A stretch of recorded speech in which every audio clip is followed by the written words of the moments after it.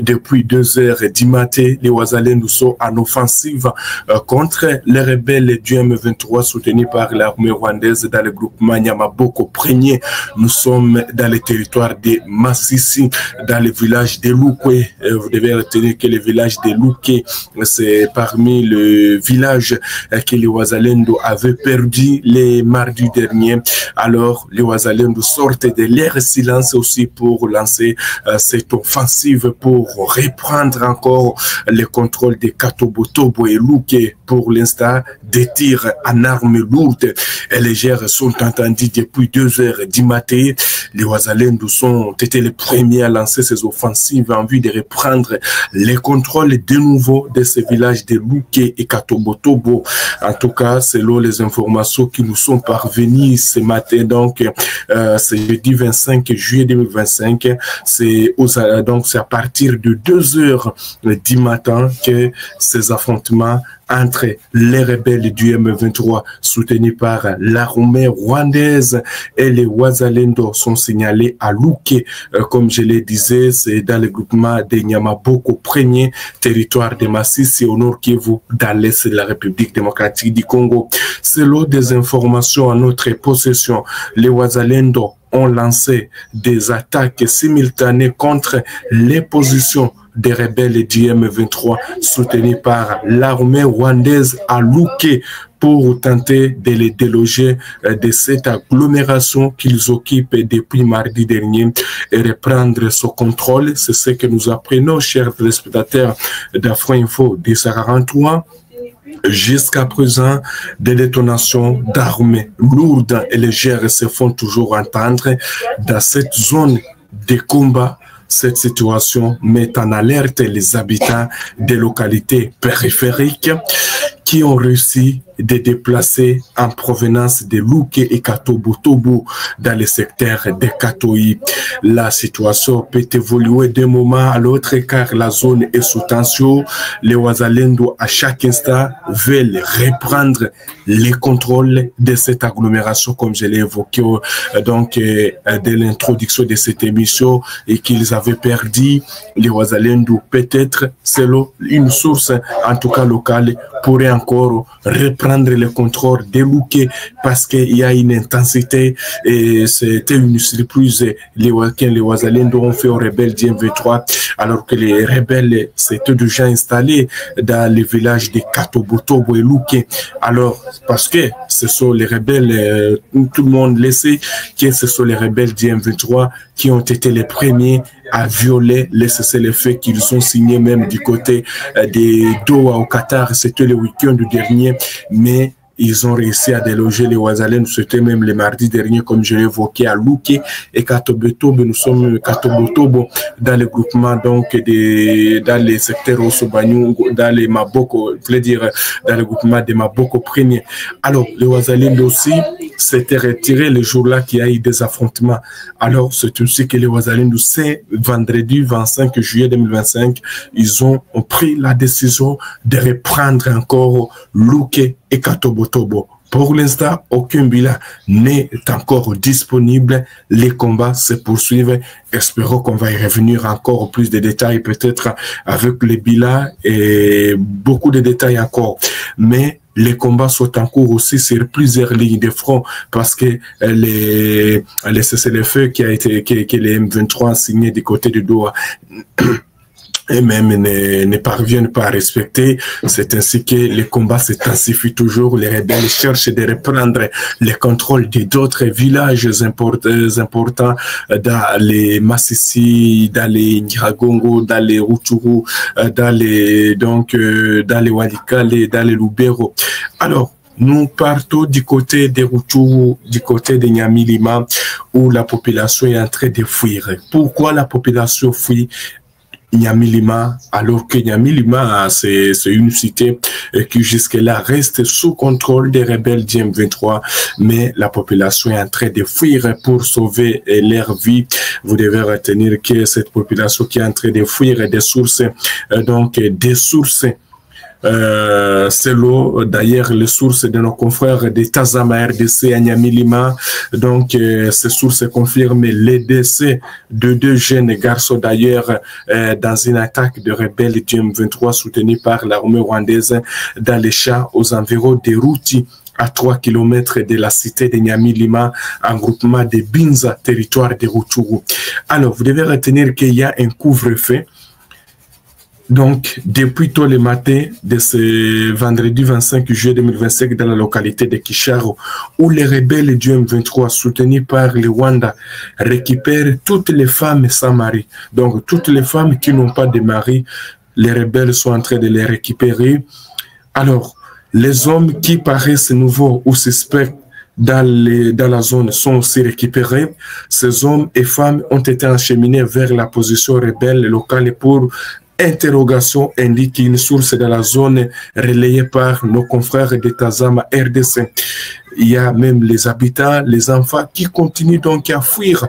Ils sont en train de fuir partout, craignant qu'ils ne soient pas enrôlés par force par les rebelles du M23.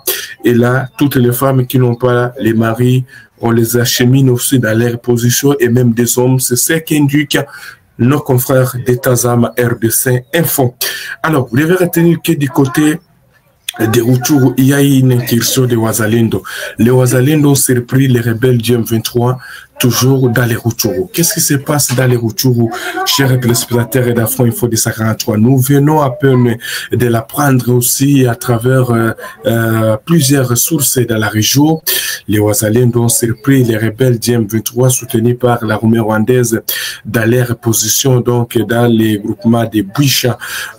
Nous devons retenir que toujours les rebelles du M23 aussi qui se sont fait surpris par les Wazalendo. D'ailleurs, il y a eu une panique généralisée qui a été observée. Donc, la soirée d'hier, jeudi 24 juillet 2025, c'était dans le village de Binja. Binja, c'est dans les territoires de Rutshuru, suite à l'incursion des Wazalendo dans la chefferie de Bwito. Et en territoire de Rutshuru, nous sommes dans le Nord Kivu, nous sommes dans l'Est de la République démocratique du Congo. Alors, selon des sources locales dans la région, les Wazalendo sont arrivés vers 13h pour attaquer les rebelles des M23 soutenus par l'armée rwandaise. Vous devez retenir que la base des rebelles du M23 a été attaquée dans les villages situés à 2 km de Kashuga. C'est ce que nous apprenons.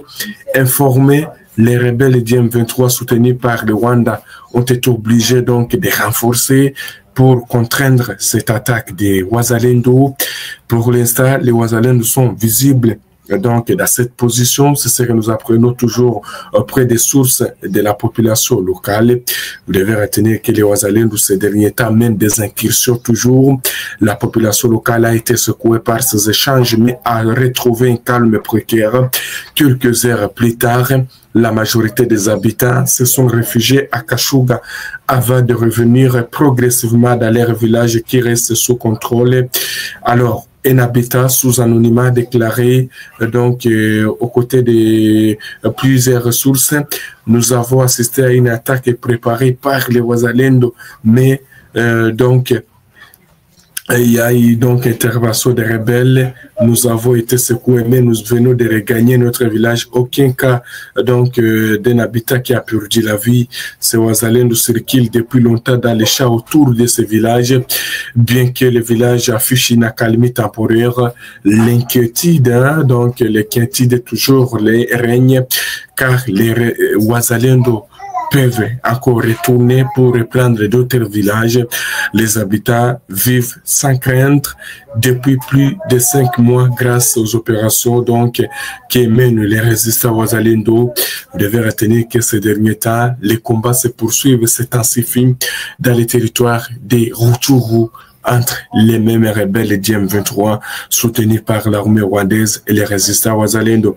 Et moi vous dire que les Wazalendo occupent pas mal de localités dans les territoires de Rutshuru, même si bien que oui, les rebelles du M23 aussi occupent des grandes parties dans les territoires de Masisi, également de Rutshuru, mais les Wazalendo aussi occupent pas mal de localités dans les territoires donc de Rutshuru. C'est ça que vous devez retenir, cher téléspectateur d'Afro Info 243. Pour l'instant, les combats sont en cours et les habitants sont toujours en train de fuir donc ces affrontements entre les rebelles du M23 soutenus par le Rwanda. Donc les habitants cherchent donc à chercher les zones les plus les plus sûres, là où il y a la paix. C'est ainsi que même les enfants, les femmes, les hommes cherchent toujours à fuir dans les sens différents, dans les territoires de Rutshuru, dans les massifs. Ce sont toujours des combats sporadiques qui sont donc signalés partout ailleurs. Les combats, il n'y a pas donc le cessez-le-feu qui est respecté.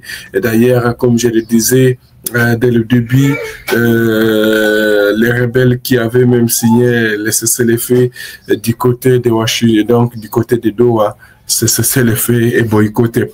Alors, on va se rendre du côté de Walikale. Il y a comment se comporte les territoires de Walikale pour le moment. Pour le moment, il y a un calme, mais vous devez retenir que il y a toujours des menaces parce que les rebelles du M23 tentent de progresser aussi dans les territoires de Walikale, mais il y a donc les Wazalendo qui interviennent à chaque fois. Donc il n'y a pas donc jusque-là les rebelles ne parviennent pas à avancer dans les territoires de Walikale parce que les forces de sécurité ou les forces de Wazalendo sont tellement vigilantes au cas où les rebelles tentent de percer leurs lignes, ils lui répondent, donc ils réagissent facilement. Ce que vous devez retenir. Merci à tous ceux-là qui continuent à nous suivre sur Afro Info 243. On va parler aussi de cette information où les décors implantés donc à la haute cour militaire de Kinshasa pour le procès de Joseph Kabila, l'ex-président de la RDC, est poursuivi pour haute trahison, crime de guerre et soutien présumé aux rebelles du M23 soutenus par les Rwandais, ce que nous apprenons aussi près de sources donc dans la capitale congolaise. Pendant ce temps, les combats aussi s'intensifient sur les lignes d'Efro. On va revenir encore avec plus de détails, chers téléspectateurs d'Afro Info 243, sur ce qui se passe du côté donc de Rutshuru, également de Masisi. Ça a été un grand plaisir pour moi de vous retrouver encore. Voilà, nous venons aussi de l'apprendre que les combats viennent de reprendre dans les territoires donc des Fizi. Voilà, nous sommes dans les territoires des Fizi, dans la province du Sud Kivu, entre les Wazalendo et les rebelles du M23. On va y revenir encore avec des détails dans cette édition toujours qui va suivre. Merci, que Dieu vous bénisse et qu'il ramène la paix dans notre bon cher pays, la République démocratique du Congo. Nous sommes arrivés à la fin de cette édition. Merci à vous de nous avoir suivis jusqu'ici. Si vous avez apprécié ces contenus, n'oubliez pas de vous abonner à notre chaîne, d'activer la cloche de notification pour ne rien manquer de nos prochaines vidéos. Likez et partagez cette vidéo. On se retrouve très prochainement. À bientôt.